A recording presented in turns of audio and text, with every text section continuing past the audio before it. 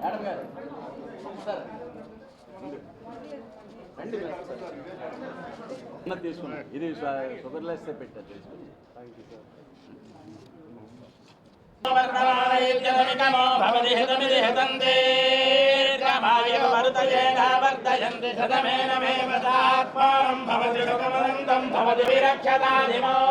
పశ్యతి పుత్రం పశ్యతి పౌత్రం ప్రజయాపతిర్వేదాశతమానం భవతి శతాయు పురుషశతేంద్రియ ఆయుష్యేంద్రియే ప్రతిష్టతి వైణిమాంబ దేవత అనుగ్రహ కరుణాకటాక్ష సిద్ధిరస్తు ఉన్నతాధికారత బలసిద్ధిరస్తు.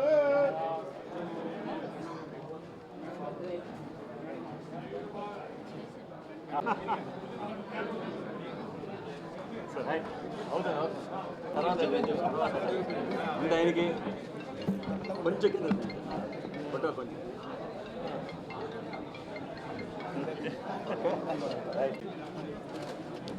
వదిలేయండి, మీరు వదిలేయండి. రైట్ ఇలా పట్టుకోదు.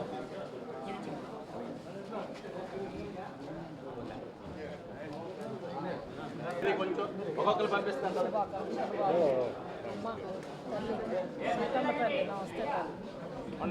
వస్తారు అలాగే గడువులకి అలాగే అండి.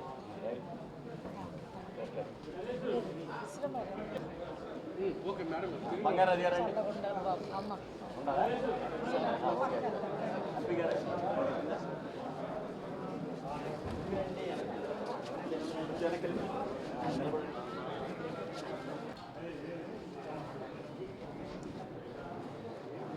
కమిషనర్ గారు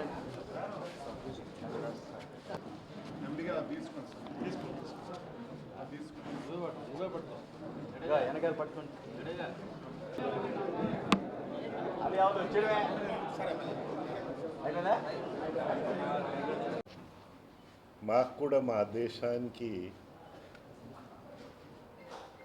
సేవ చేసే అవకాశము లభించడం, రాష్ట్రపతి భవన్ కొన్ని గంటల కిందన నోటిఫికేషన్ ఇచ్చారు. ఆ నోటిఫికేషన్లో గోవా అంటే మాకు గుర్తొస్తుంది మా మిత్రులు, ప్రియ మిత్రులు పాపం ఇంకా లేరు, మనోహర్ పారికర్.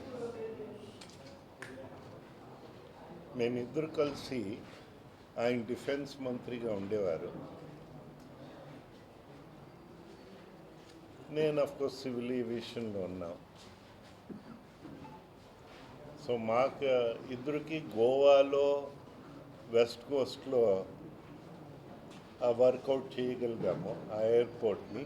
అలాగా ఒక ఎయిర్పోర్ట్ ఇక్కడ కూడా వర్కౌట్ చేయగలిగాము. ఇప్పుడు ఆ ఎయిర్పోర్ట్ సంగతి నేను మాట్లాడటం లేదు. కానీ మాకు విజయనగరంలో ఒక చిరకాల కోరిక ఉండేది, ఆడపిల్లలకి సమానంగా రావాలని, పురుషులతో పాటు రావాలని ఆర్మ్డ్ ఫోర్సెస్లో వారికి స్థానం కలిగించాలని, అలా సైనిక్ స్కూల్స్లో కూడా వారికి చదివే అవకాశము బాలులతో పాటు బాలికలు కూడా ఉండాలని కోరేటప్పుడు పారికర్ చెప్పారు, వారు కాంబాక్ట్లో తొందరగా తీసుకొస్తున్నాం, తీసుకొచ్చిన రోజే నేను ఇక్కడ విజయనగరంలో మీ కోరికని నేను తీర్చగలుగుతాను. అయితే ఆయన పాపం క్యాన్సర్ వ్యాధితో పోయారు. కానీ ఆ కోరిక ఇక్కడ బాలికలకి ఆ అవకాశం మా సైనిక్ స్కూల్లో విజయనగరంలో అంటే కోరుకొండ సైనిక్ స్కూల్లో కలిగించడము మనకందరికీ గర్వకారమైన విషయం. అయితే గోవా అంటే వెరీ ప్రోగ్రెసివ్ స్టేట్. వారు law abiding people, peaceful people, వారందరికీ ముందు తీసుకెళ్ళే ప్రజలు అక్కడ ఉన్నారు. గతంలో అంటే స్వతంత్రం ముందన అవన్నీ అది పోర్చుగీస్ ఆక్యుపేషన్లో ఉండేది. దాని నుంచి భారతదేశంలో చేరింది. భారతదేశంలో ఫార్వర్డ్ లుకింగ్ స్టేట్గా మనకి ఓ రాష్ట్రంగా అది గుర్తింపు పొంది టూరిజం అక్కడ ఎక్కువగా ఉంది. సో అది ఉంది అక్కడ, అంత బాగుంది. అయితే కాన్స్టిట్యూషనల్ ఆఫీసర్స్ కనుక మన రాజ్యాంగం ప్రకారంగానే మనమందరూ పని చేయాలి. రాజ్యాంగాన్ని ఉల్లంఘిస్తూ అధిగమిస్తూ పని చేయడానికి వీలు లేదు. అది మాత్రం మాకు అవకాశం మా పెద్దలు కూడా ఎన్డీఏ ప్రభుత్వము, ప్రధానమంత్రి గారు, ఇది హోమ్ మినిస్ట్రీలో వస్తుంది కనుక హోమ్ మినిస్ట్రీలో, అలాగే మా ముఖ్యమంత్రి ప్రస్తుతం చంద్రబాబు నాయుడు ఆయనతో కన్సల్ట్ చేసేటప్పుడు నా పేరు సజెస్ట్ చేయడము, వారు అంగీకరించడము, ఇదంతా మాకు ఆనందంగా ఉంది. మేమంటే ఎప్పుడూ ఏ అవకాశం వెనక నేను పరిగెత్తలేదు, కానీ అవకాశాలు వచ్చేటప్పుడు బాధ్యత కూడా లేకుండా విస్మరించడము వద్దని నేను అనలేదు. మేము ఎప్పుడో సాయశక్తి మా దేశం కోసం మేము పని చేయడానికి ఇంకోసారి అవకాశం మాకు లభించడం మాకు ఆనందకరమైన విషయం. మాకు మా జీవితంలో మంచి చెడ్డలంతాలో సహకరించిన నా సతీమణి కూడా, అంటే ఒక చోట నేను భార్య అంటే నన్ను కరెక్ట్ చేస్తారు, భార్య కాదు ధర్మపత్ని అన్న. అది ఒక గుడిలో వెళ్ళేటప్పుడు. సో మాకు కూడా ధర్మం వైపు నడాలని నడిపించి ప్రోత్సహించే కుటుంబాన్ని ఆ దేవుడు మాకు అందించడము మా అదృష్టమని నేను భావిస్తూ ఉన్నా.